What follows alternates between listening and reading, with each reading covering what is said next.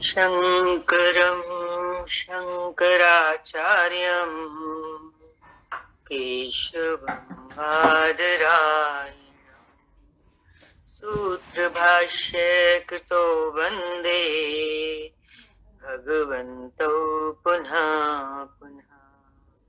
ईश्वरो गुरुरात्मेति मूर्तिभेद विभागिने व्योमवद्व्याप्तदेहाय दक्षिणामूर्तये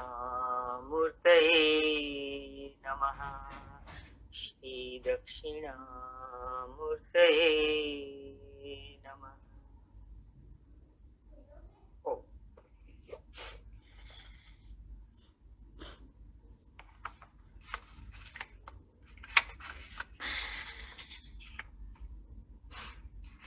विवेक चूड़ामणि चौथा प्रकरण। आज श्लोक 138 लेंगे। अनुवाद है, तू इस आत्मा को संयत चित्त होकर बुद्धि के प्रसन्न होने पर यह मैं हूं ऐसा अपने अंतःकरण में साक्षात अनुभव कर। एक बार फिर सुन ले। तू इस आत्मा को, कैसे उसका अनुभव होगा इस आत्मा का? जब इस आत्मा को संयत चित्त हो के, हमारा चित्त संयमित हो, चित्त की चंचलता दूर हो और बुद्धि के प्रसन्न होने पर। बुद्धि जब सतोगुणी हो जाती है, सब तरफ से शांत हो जाता है चित्त, तो बुद्धि प्रसन्न होती है। बुद्धि के प्रसन्न होने पर अंदर में जब ये आए कि ये मैं हूं, बुद्धि प्रसन्न कब होगी? जब उसको आत्मा का जो दीदार है वो सही मायने में होगा। बुद्धि जब तक तमोगुणी है, रजोगुणी है, संसार में विचरण कर रही है, तो प्रसन्न नहीं होती है। जब चित्त संयमित हो जाता है तो उसको अपने सच्चे स्वरूप का एहसास होता है, तो बुद्धि प्रसन्न होती है। जब बुद्धि प्रसन्न होती है तो अंदर में क्या होता है? एक अनुभव होता है। किसका? उस परमेश्वर का, उस आत्मा का, कि मैं वो हूं। बुद्धि फिर क्या एहसास करती है? कि मैं वो हूं।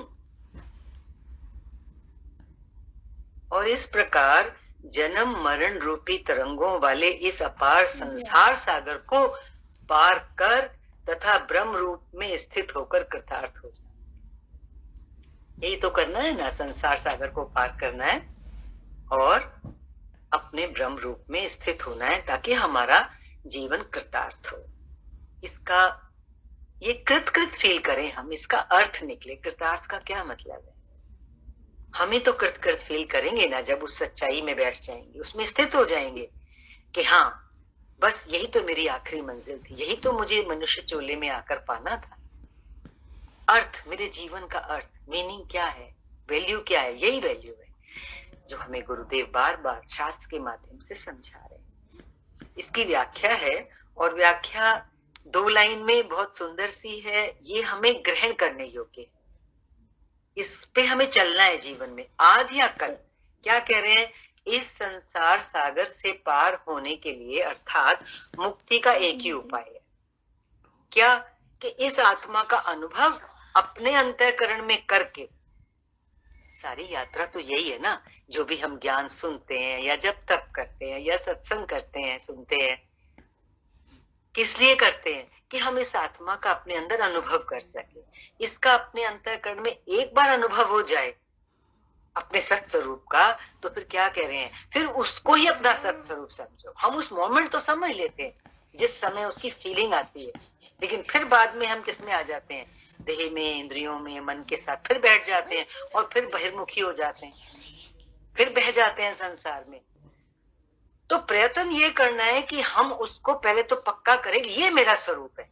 वो जो अंतःकरण में अनुभूति हो, कभी होती है, एक पल के लिए होती है, उसको पकड़े कि मेरा स्वरूप वो है, मेरा स्वरूप ये नहीं है जो इस समय मैं महसूस कर रहा हूं। फिर जब उसको स्वरूप समझ लिया, जान लिया, फिर क्या करना है?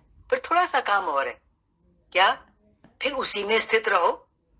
एक बार जिस चीज को समझा, फिर क्या करना है, क्योंकि वो समझ भी हमारी कई बार क्या होती है, फिर हमारे हाथ से फिसल जाती है। जैसे ही माया की तरंगे हमारी तरफ आती हैं, या कुछ कुछ ऊपर नीचे होता है, डामाडोल होता रहता है ना जी, सभी के जीवन में कभी कुछ आता है, कभी कुछ आता है, तो वो चित्त फिर हिलता है। जब हिलता है तो क्या होता है, वो जो प्रतिबिंब है मेरी आत्मा का, जो शुद्ध स्वरूप में मुझे उसका एहसास हुआ था, वो फिर हिलने लगता है, मैं फिर हिल जाता हूँ। हिलने, वो शुद्ध स्वरूप जैसे हिला, मैं भी हिला, मैं च्युत हो गया अपने पद से।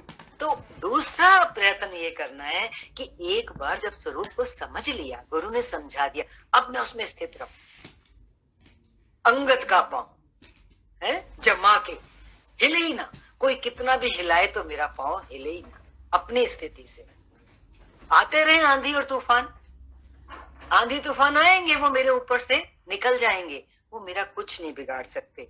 क्यों? कि मैं ही तो वो परम शक्ति हूं जिसके ऊपर ये आंधी तूफान आ रहे हैं। परम शक्ति से आंधी तूफान आ रहे हैं, तो वो आंधी तूफान इस परम शक्ति का क्या बिगाड़ सकते? ये प्रयास, ये अंदर ही अंदर, ये हमारे भीतर चलता है। इसमें हमें साहसी होने की जरूरत होती है। तभी तो गुरु कहते हैं ना, बस तू कमर कस ले, मैं तेरे साथ हूं, तो अकेला थोड़ी है। एक और एक क्या हो जाते हैं, 11 हो जाते हैं। और या तो गुरु साथ है, जो है ही उस एक ज्योत में बैठा हुआ, उसके अलावा तो कोई दूसरा बना ही नहीं, हमें दूसरे की जरूरत ही नहीं है जब हमें गुरु मिल गया। ये फलक भी रखनी है, जिसने अपने गुरु के साथ होने की फलक रख ली, एक विश्वास कर लिया कि मेरा बड़े में बड़ा सहारा मेरे अंग संग है, हर पल है, तो ये काम मुश्किल नहीं होता। क्योंकि फिर हम दुनिया की बातों को कैसा कर देते हैं, छोटा कर देते हैं। और अगर हमारे अंदर ये फलक नहीं है, तो दुनिया की वो छोटी छोटी बातें हमारे लिए इतनी बड़ी हो जाती हैं। प्यारा सा सूत्र है ये हमारी स्थिति को बनाने के लिए।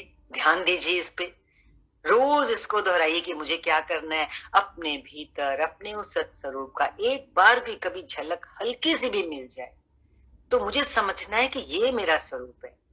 और जब मुझे एक बार समझ आ जाए, समझदार को तो एक ही बार में समझ आ जाती है ना बात, जब समझ आ जाए तो फिर मैं उसमें स्थित रहूं। स्थित रहने का मतलब है कुछ भी हो, कम वक्त में मुझे अपने स्वरूप में ही रहना है, उसी को आगे प्रकट करके चलना है, उसी को आगे रखना है, हर बात में उसको आगे रखना है।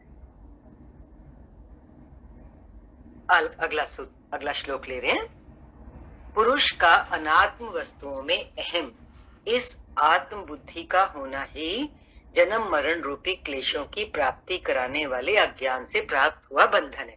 कभी कभी क्या होता है ना, शास्त्र की लाइन, खास तौर पर जो हम श्लोक का अनुवाद आपके सामने पढ़ते हैं, क्योंकि वो मूल श्लोक का मूल अनुवाद होता है, तो वो भाषा थोड़ी सी आपको सुनने में कठिन लग सकती है, लेकिन इसीलिए नीचे व्याख्या आती है। जैसे अभी ये लाइन आ रही है ना कि मनुष्य क्या करता है कि जो अनात्म वस्तुएं उनमें अहम बुद्धि कर लेता है। आत्म बुद्धि करने का क्या मतलब है कि यही मैं हूं, ये सच है। अनात्म वस्तु वही तो कर रहे हैं सारे जन्मों से, इस जन्म में भी यही कर रहे हैं और अनंत जन्मों से भी यही करते आए हैं कि जो वस्तुएं अनात्म में जो रहने वाली नहीं है, उन्हीं को हमने सच मान लिया है। और यही तो क्लेशों का कारण है, और यही हमारे जन्म मरण के बंधन का कारण है। छोटी सी बात है, लेकिन कई बार वो भाषा से क्या हो जाता है, ऐसे लगता है क्या पढ़ दिया, क्या सुना हमने, समझ ही नहीं आया। मुश्किल कुछ नहीं है, बार बार सत्य एक ही है, ज्ञान एक ही है, उसका जो शास्त्र होता है वो बार बार रेपिटेशन करता है हमारे साथ, ताकि दोहरा दोहरा के, बार बार दोहरा दोहरा के वो चीज पक्की हो जाए। तो हमारे जन्म मरण का और बंधन का कारण क्या है कि हमने अनात्म वस्तुओं में अहम बुद्धि माना आत्म बुद्धि, उसी को हमने सच मान लिया, उसी को हमने सब कुछ मान लिया,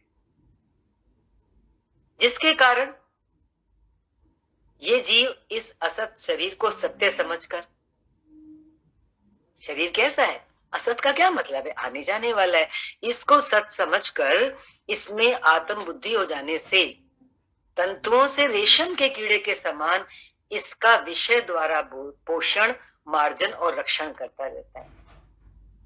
अब ये रेशम के कीड़े का दृष्टांत आ रहा है इसमें मनुष्य के लिए। रेशम का कीड़ा क्या करता है, अपने ही मुंह से लार निकालता है। वो जो रेशम बनती है ना, रेशम के जो वस्त्र पहनते हो, वो लार निकालता है और वो लार उसकी बॉडी पे लिपटता जाता है और वो पूरा उसमें फंस जाता है, मर जाता है। ये स्थिति किसकी है? हम जीवों की है। कैसे? कि हम विषयों में इस शरीर को सच समझ के इसके विषय भोगों में लगे रहते हैं, विषयों से इसका पोषण करते रहते हैं, मार्जन करते हैं, रक्षण करते हैं। अपने शरीर का रक्षण हम किससे कर रहे हैं? भोगों से तो कर रहे हैं, विषय भोगों से। और क्या हम ये जानते हैं कि जैसे रेशम का कीड़ा अपने ही निकाले हुए रेशम में ऐसे लिपट गया और मर गया, हम भी तो इन विषय भोगों में लिपटे हुए, लिप्त हैं, यहां तक भरे हुए हैं हम, हमें एहसास नहीं हो रहा। डूबे हुए हैं हम भोगों में। कैसे कैसे डूबे हुए हैं? 24 घंटे आप देखो क्या चिंतन चलता है, इस शरीर के पोषण का चिंतन ही तो चलता है। क्या इसको खिलाएं, क्या इसको पहनाएं, क्या कहाँ इसको ले जाएं जो ये खुश रहे, किसी से बात कर ले कि इसका दिल लग जाए। सारा दिन देखो क्या करते हो, हैं? कभी विचार किया? इस शरीर और मन का ही ख्याल आता है हर समय। भूले बिसरे कभी जब गुरु के चरणों में बैठ जाते हैं जाके, तो आत्मा याद आती है। तो वो जो हम 24 घंटे भोगों का इकट्ठा करते हैं, फिर उन भोगों को भोगते हैं, तो क्या कर रहे हैं?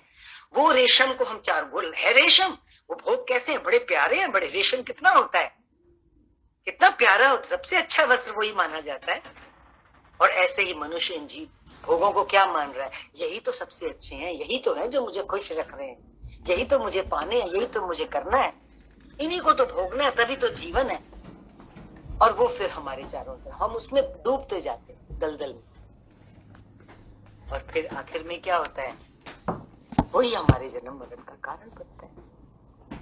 शास्त्र बहुत अच्छी तरह समझाने की कोशिश कर रहा है, चला हम समझ ले। और समझने का क्या मतलब है? समझ तो आ जाती है, बात आ ही रही है इस टाइम समझ में, कोई मुश्किल बात थोड़ी है। समझने का मतलब ये कि फिर हम उठे उससे और रोज रोज देखें मैंने कितना परिश्रम किया इस चीज में, कितना अभ्यास किया, कुछ घटोतरी आई या फिर भी अभी भी मेरी जो चित्तना है इन्हीं में बढ़ती जा रही है। धीरे धीरे चित्त मेरा शांत हो संसार के, बस जो हो गया सो हो गया। जीवन कैसे चले? सहज में चले, सहज मिले सो मीठा होए, सहजता। व्याख्या देख रहे हैं, मनुष्य मुक्ति चाहता है तो उसे ये जानना आवश्यक है कि बंधन क्या है। मुक्ति तभी मिलेगी ना जब पहले बंधन का ज्ञान होगा, जिससे बंधन, कौन सा बंधन? जिससे वो मुक्त होना चाहता है। ये बंधन कोई स्थूल बंधन नहीं है कि किसी ने हमें रस्सी से बांध रखा हो, बल्कि अज्ञानवश मनुष्य ने स्वयं निर्मित की। ये बंधन हमारे बनाए हुए, जैसे वो कीड़ा अपने ही धागे में लिपट गया, ऐसे ही ये बंधन हमने बनाए हैं। ये भोग हमने अपने ही स्वयं से अपने चारों तरफ लपेट लिए हैं, इनमें ही हमने अपने आप को फंसा लिया है। मनुष्य का आत्म तत्व ही उसका मुख्य स्वरूप है। आत्म तत्व मुख्य स्वरूप से क्या मतलब है? शरीर में बैठे ना, किसके सहारे बैठे हो? आत्म तत्व के सहारे। तो ये मुख्य है कि आत्म तत्व मुख्य है? बताने की जरूरत नहीं, आप सब बता सकते हो। आत्म तत्व, आत्मा ना हो इसको धारण करने वाली, तो क्या ये शरीर चलेगा? नहीं ना। तो मुख्य क्या हुआ? शरीर मुख्य हुआ कि आत्म तत्व मुख्य हुआ? अपने मुख से सब बोल लो, वहां पे बैठे हो, जहां बैठे हो, क्या मुख्य हुआ? जिनके मुझे चेहरे दिखाई दे रहे हैं, मुझे बोलते हुए दिखाई दे, मुख्य क्या हुआ? शरीर मुख्य हुआ कि आत्म तत्व मुख्य हुआ? आत्म तत्व मुख्य। तो बोला मनुष्य का आत्म तत्व ही उसका मुख्य स्वरूप है, जिसे वह मैं कहता है, किंतु अज्ञानवश वह शरीर, मन, बुद्धि, इंद्रिय आदि को मैं कहने लग गया, जो अनात्म तत्व है। मुख्य तत्व आत्म तत्व, लेकिन कहने किसको लग गया? मैं तो उसके लिए था, किसके लिए? मुख्य के लिए। और कहने किसको लग गया? शरीर, इंद्रियां, मन। वो मैं वहां से यहां लगा दी, छोटी सी गलती है, यहां वहां से यहां, बस मैं की शिफ्टिंग है। ध्यान दो, मैं कहां से उठ रहा था? मुख्य तत्व से ही उठ सकता है। हमारे शरीर मन इंद्रियों से मैं नहीं उठ सकता।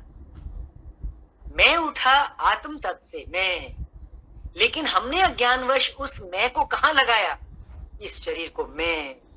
मैं 5 फुट 6 फुट, मैं मोटा पतला, मैं काला गोरा, मैं स्त्री पुरुष, मैं माँ पति बेटा पत्नी, सब ये लगाते हैं। मैं बिजनेसमैन, मैं डॉक्टर, मैं इंजीनियर। हमने मैं को यहां लगा दिया। चूक पकड़ में आ रही है। आज अपनी गलती पकड़नी है हमारे को। पहली गलती ये है, मैं की गलती। इस झूठे मैंपन के कारण ही अब ये जो मैंपन आ गया, ये झूठा मैंपन है, सच्चा तो है नहीं। अब इसके कारण क्या हुआ? इसी में इच्छाएं, कामनाएं, वासनाएं, अहंकार आदि का उदय हो गया। इच्छा किसको लेके है? शरीर को सत माना तभी तो इच्छा पैदा हुई उसमें कि अब इसको ये पोषण करूं, इसको ये भोग दूं, इसको ये सुविधा प्रदान करूं, इसको ऐसे सुखी रखूं। किसको? शरीर को, मन को। तो फिर इच्छाओं ने जन्म लेना शुरू कर दिया। आप क्रम देखिए हमारे फंसने का। जैसे वो कीड़ा फंस गया, मर गया, उसी में फंस गया। हमारा क्रम क्या है? पहली चूक, पहली गलती हमसे ये हुई कि हमने उस मैं को क्या समझ लिया, मैं क्या था, और हमने उस मैं को क्या समझा। फिर उस मैं को समझने से, जो अनात्म शरीर को मैं समझा, उससे फिर दूसरी गलती क्या हुई? इच्छाएं, कामनाएं, वासनाएं, ये सब पैदा हो गई। फिर जब ये पैदा हुई तो क्या करोगे? कर ही रहे हैं, उनको पूरा करेंगे। आगे बोल रहे हैं, जो बंधन का कारण बन जाता है। बंधन क्यों बना? फिर उन इच्छाओं को पूरा करने के लिए कुछ कुछ करेंगे, फिर कर्म करेंगे, फिर उस कर्म में बन जाएंगे। कर्म को फल से करेंगे, क्योंकि इच्छा सहित कर रहे हैं, मुझे इसका ये फल चाहिए। जब फल से कर्म करेंगे तो उस फल को भोगने के लिए जन्म मरण होगा, शरीर चाहिए। तो कभी ये कर्म टूट सकता है जब तक इस मैं को नहीं जानेंगे। मैं कौन? इसी कारण वो जन्म मरण के चक्कर से बार बार गुजरता है। ये शरीर असत है, जो अनित्य है। कितनी बार आता है, हर बार सत्संग में, शास्त्र में ये लाइन जरूर आती है। क्या? ये शरीर असत है, अनित्य है। आंटी जी ये एक बार दोबारा रिपीट करना प्लीज। यही फंसने वाला जो अभी बोला आपने, दोबारा बोलो, क्या बोल रहे हो आप? मैं कह रही हूँ ये फंसने वाला एक बार दोबारा रिपीट करना प्लीज। फंसने वाला ये आया था, रेशम के कीड़े का दृष्टांत बता रहे थे। रेशम का कीड़ा अपने ही मुख से लार छोड़ता है, जो रेशम बनती है, और वो रेशम उसकी बॉडी पे, उस कीड़े पर लिपटती जाती है। आखिर में वो रेशम का जो कीड़ा है उस रेशम के धागे के अंदर ही फंस जाता है और मर जाता है। ठीक इसी प्रकार से जब हम इस शरीर को, जो असत है, इसको पोषण करने में, इस शरीर के और मन को खुश रखने में, शरीर के पोषण में, इसके ही रक्षण में, इसी की रक्षा करते हैं हम पहले दिन से आखिरी दिन। तो हम क्या करते हैं? विषयों में जाते हैं, विषयों को भोगते हैं। जितना जितना हम विषयों को भोगते हैं, उनको भोगने के लिए हमें बहिर्मुखी होना पड़ता है। हम संसार में फैल जाते हैं। जितना जितना हमारा फैलाव हो जाता है संसार का, विषयों का, भोगों का, हमें पता नहीं लगता। हम रेशम के कीड़े की तरह जैसे वो लिपटता गया, ये भोग भी हमारे चारों तरफ लिपटते जाते हैं। आप खुद देखो हमारी माया कितनी फैल जाती है, कितनी कॉम्प्लिकेशंस उसमें खड़ी हो जाती हैं कि जब हमारा संसार से जाने का समय आ जाता है तो हमें उसको समेटना मुश्किल हो जाता है, क्योंकि हमने उसको अपने चारों तरफ लपेट लिया है। अब उसमें से निकलना मुश्किल हो रहा है। किस चीज को छोड़े, किस चीज को पकड़े, क्या करें?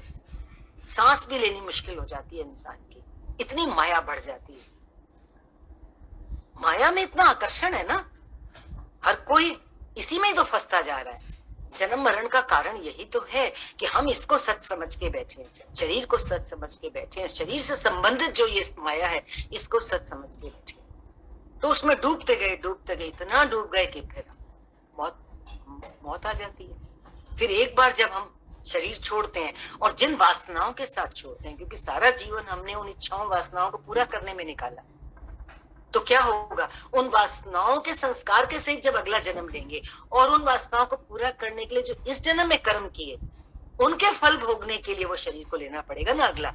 फिर वो शरीर लेंगे तो इस जन्म के किए हुए कर्मों के फल को भोगेंगे। फिर आगे जाएंगे तो फिर इच्छाएं पैदा होंगी, क्योंकि उन संस्कारों को लेके आए हैं, भोगों की इच्छाओं को पूरा करने के संस्कार इस जन्म के।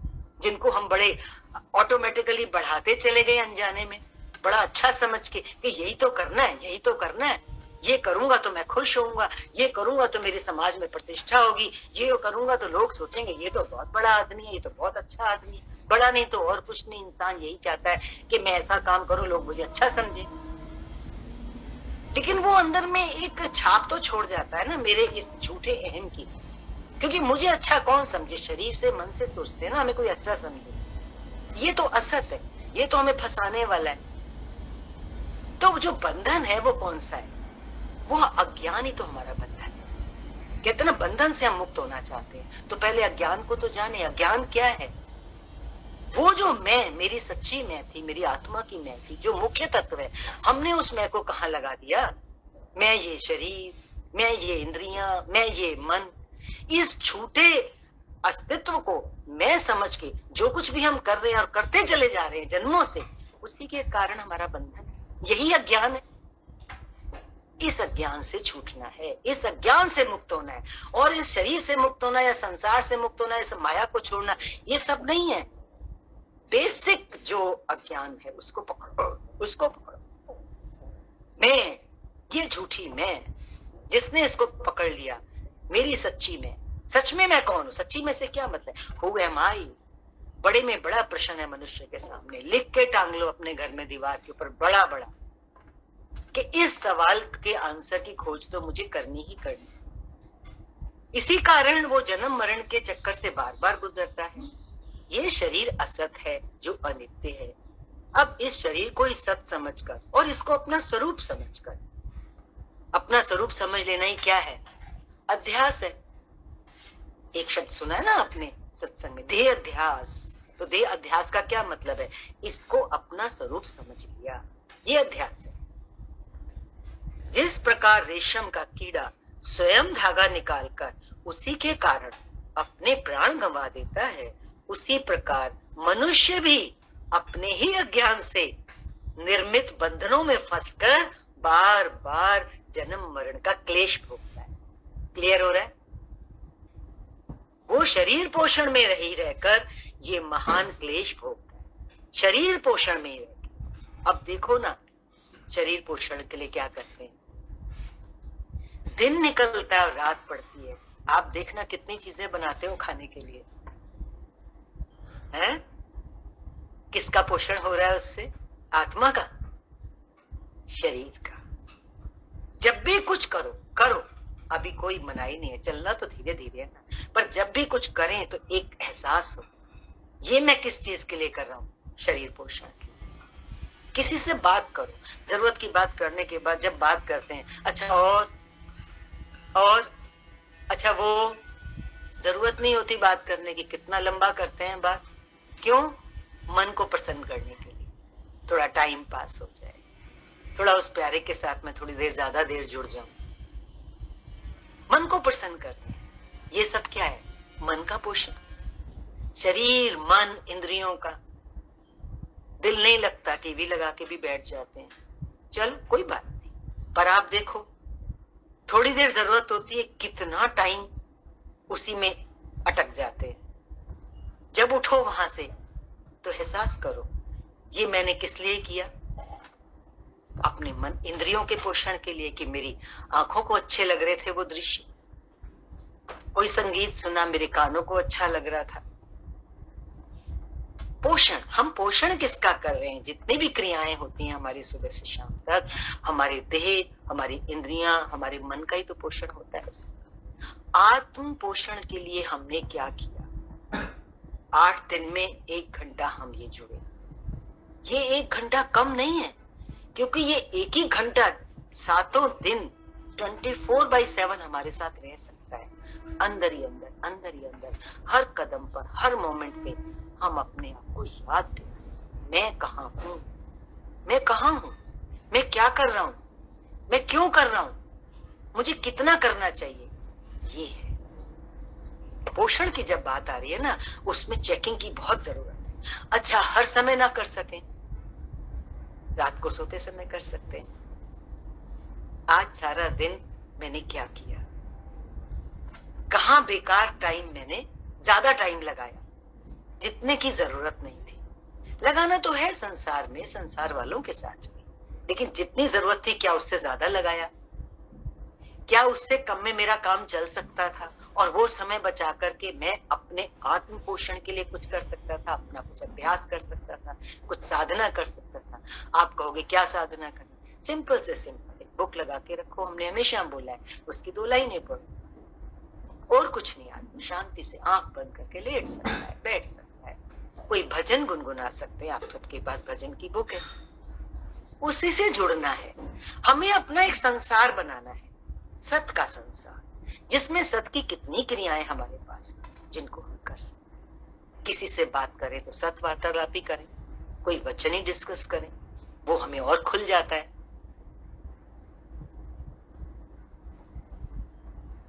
अगला श्लोक देख रहे हैं। मूढ़ पुरुष को तमोगुण के कारण ही, अब तमोगुण समझ लेना, ये अज्ञान ही हमारा तमोगुण है। शरीर के पोषण में लगे रहना, ये जो अज्ञान था ये तमोगुण है, के कारण ही अन्य में अन्य बुद्धि होती है कुछ दिखता कुछ है। तम का मतलब अंधेरा भी होता है, और अंधेरा ही अज्ञान का पर्यायवाची है। तो तमोगुण के कारण, अंधकार या ज्ञान के कारण ही अन्य में अन्य की प्रतीति होती है कुछ दिख कुछ रहा है हम वो सत स्वरूप ज्योत, लेकिन हमें पक्का क्या हो रहा है? ये जो दिख रहा है। अन्य में अन्य की बुद्धि हो रही है आत्मा, बुद्धि हो रही है मैं शरीर, मैं मन। है रस्सी, दिखता क्या है उस टाइम पर? तम के कारण, अंधेरे के कारण, अंधेरा है ना। है रस्सी, दिखता क्या है? सांप। अन्य में अन्य की बुद्धि किसके कारण होती है? तमोगुण के कारण। विवेक ना होने से ही रज्जु में सर्प बुद्धि होती है। ऐसी बुद्धि वाले को ही नाना प्रकार के अनर्थों का समूह आ घेरता है। ऐसी बुद्धि वाले को, तमोगुण अगर बुद्धि में है हमारा, अगर हम तमोगुण में बैठे हैं तो कितनी ही प्रकार के दुख हमें घेर लेते। अतः हे मित्र सुन, गुरु शिष्य को क्या कह रहे हैं? ये जो असद घ्रा है वही बंधन है। घ्रा, पानी में क्या रहता है? घ्रा, क्या बोलते हैं उसको? अजगर। कैसे निगलता है वो आदमी को? पूरा का पूरा साबुत ही निगल जाता है। ये असद घ्रा, ये जो असत तत्व है, असत तत्व क्या है? असत को सत्य मान। असत तो असत है, माया तो माया है। जगत अपनी जगह पर है, पर जगदीश भी है, दोनों ही रहेंगे। माया कहीं जगत कहीं चला थोड़ी जाएगा। लेकिन ये जगत हमें निगलता क्यों जा रहा है? ये घ्रा है। कारण समझ लें, इस असत को हमने सत माना है, इसलिए इसको घ्रा कहा। अगर असत को असत मान के चले तो ये हमें निगल नहीं सकता। निगलने का क्या मतलब है? इसका कोई प्रभाव हमारे ऊपर जब नहीं पड़ेगा, इसको सच समझ के जब हम विषयों की तरफ नहीं जाएंगे तो ये हमें कैसे निगल सकता है? फिर तो हम जैसे रहेंगे भी संसार में और अपने में रहेंगे, प्रसन्न रहेंगे, तरके रहेंगे। तरके रहना सिखा रहा है गुरु, ताकि ये असत संसार जो ग्रह रूपी बोल रहे हैं जिसको, ये हमें हानि ना पहुंचा सके। समझ आ रही है बात? कारण क्या है? हमारे दुख का, हमारे क्लेश का। संसार में कोई कमी नहीं है, जगत अपनी जगह पे ठीक है, हमने इसको सच माना है। पकड़ लो आज बात को। हमारे दुख का कारण क्या है? संसार नहीं है। हम तो संसार को दोष देते हैं, इस कारण से मेरी परेशानी है, उस कारण से मैं दुख हूं। हम सारे दोष कहां लगाते हैं? बाहर लगाते हैं। और दोष कहां है? मेरी दृष्टि में। दृष्टि क्या है? मैंने इस संसार को, जगत को सत माना है। अब बताओ ये सत है क्या? है? फ्यू सेकंड्स रुको, क्या ये जगत सत है? कहोगे जी सत है, दिख रहा है। अच्छा, अभी हमारी श्वास अगर आखिरी हो तो हमारे लिए तो प्रलय हो जाएगी इस संसार की। कुछ भी नहीं बचेगा हमारे लिए, सब कुछ जहां का तहां पड़ा रह जाएगा। तो सत हुआ। ये बीच में सत दिखाई दे रहा है, बीच में जो सत दिखाई दे रहा है, वो रस्सी में जो सांप दिखाई दे रहा है, वो बीच में दिखाई दे रहा है। कितनी देर तक? जब तक अंधेरा है। जैसे ही टॉर्च डाली तो सांप कहाँ चला गया? सांप तो वहां था ही नहीं, सांप तो वहां था ही नहीं। ऐसे ही ये जगत है, ये जगत हमें प्रतीति हो रही है, पर जगत जिस समय है उस समय भी ये है नहीं। क्यों नहीं है? क्योंकि अगर हम नहीं है तो जगत नहीं है, हम हैं तो हमें जगत दिख रहा है, तो बीच में ही तो है। जब बीच में है तो किस लिए है? इसकी सदुपयोगता करो, इसका गलत उपयोग नहीं करो। गलत उपयोग करते हैं तो हम फंसते हैं। गलत उपयोग क्या है? सारा ऊपर से यही तो चल रहा है, भोगों का आस्वादन, विषयों में जाना, यही गलत उपयोग है इसका। और सदुपयोग क्या है? भक्ति करो, प्रेम करो, सेवा करो, आनंद में रहो। ये इस जगत में आने का सदुपयोगता है, आनंद है। संसार को, जगत को नंदनवन भी कहते हैं। ऐसे तो कहते हैं दुखों का घर है संसार, दुखालय है, लेकिन ये नंदनवन भी है। कब? जब हम समझ लें कि ये सच नहीं है। भले मुझे दिख रहा है तो किस लिए दिख रहा है? भगवान ने जरूर मुझे कोई रोल दे के भेजा है, और वो तो रोल किस चीज का दे सकता है? सिवाय अपनी सेवा के और कोई रोल उसका है ही नहीं देने के लिए हमारे उसके पास। वो तो हमें सेवा दे के भेजता है, और हम क्या समझ लेते हैं? मेरा मेरा मेरा। चार जन की प्रकृति में भी जहां बैठाता है तो हम क्या करें? सेवा ही तो कर रहे हैं, वही तो करनी है, वही तो उसने हमें दे के भेजा है। और हम सेवा करते हुए उसके बीच में जो नमक डाल देते हैं दूध में, वो क्या है? मेरा। तो वो दूध फट जाता है। सेवा भी सेवा नहीं रहती है, वो आनंद, वो जो नंदनवन था उसने हमें बना के दिया है ये संसार, वो हमारे लिए जंगल हो जाता है, कांटों से भरा हुआ। बस इतना ही समझना है।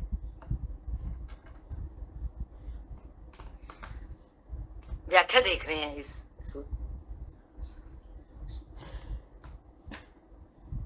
श्लोक की व्याख्या लीजिए।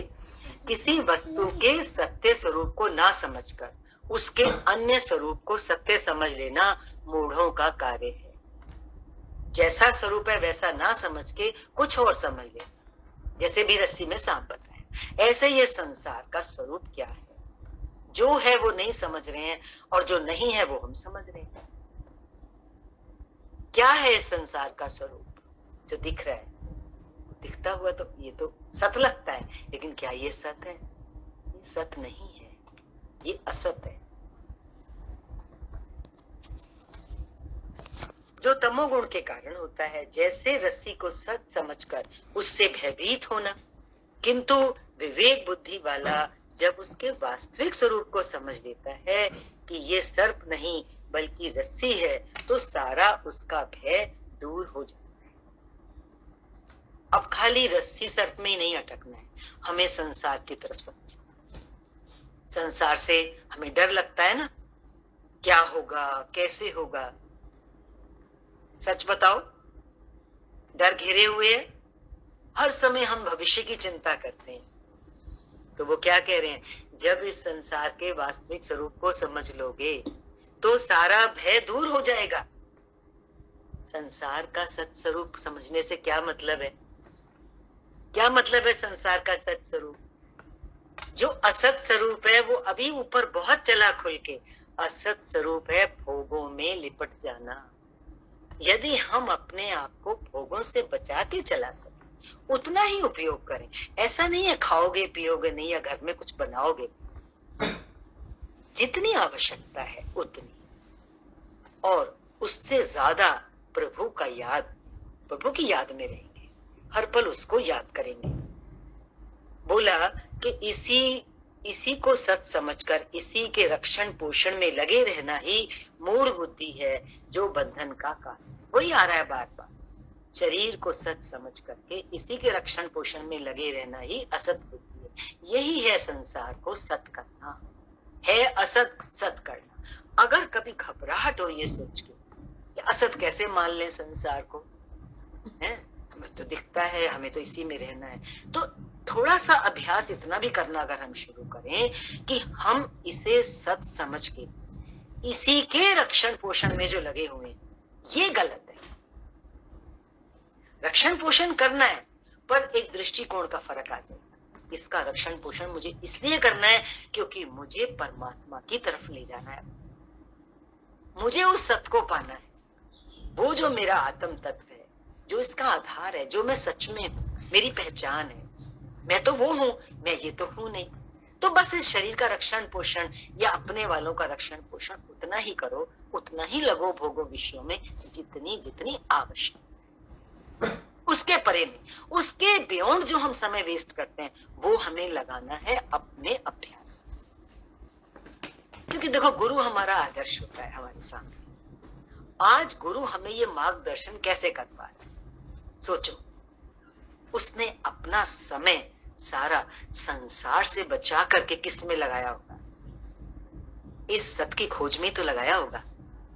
सत्य क्या है? मेरा सत्य स्वरूप क्या है? मैं इस दुनिया में क्यों आया हूं? क्या पाने के लिए आया हूं? जाऊंगा तो मैं क्या साथ लेके जाऊंगा? इस लक्ष्य को सामने रख के जब गुरु ने साधना करी और वो उस पराकाष्ठा को जब पहुंच गया, सत्य की पराकाष्ठा, अपना सत्य स्वरूप, तभी तो आज वो हमारा रास्ता बना पा रहा है।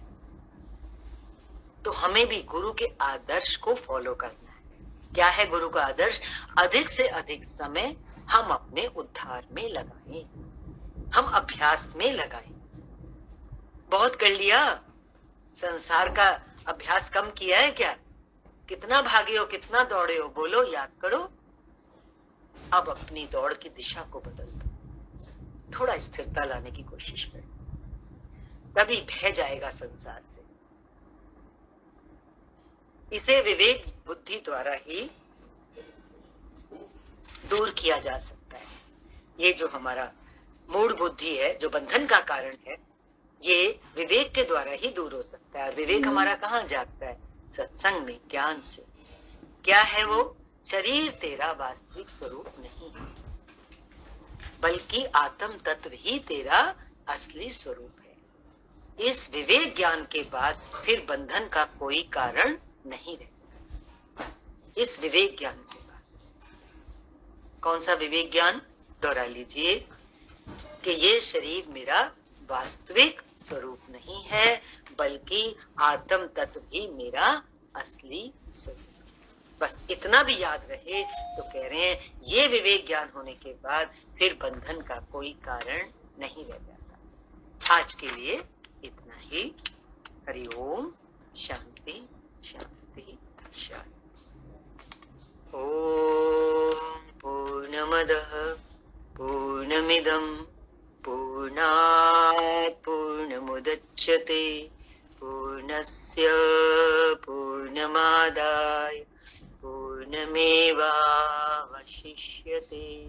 ओम शांति शांति शांति।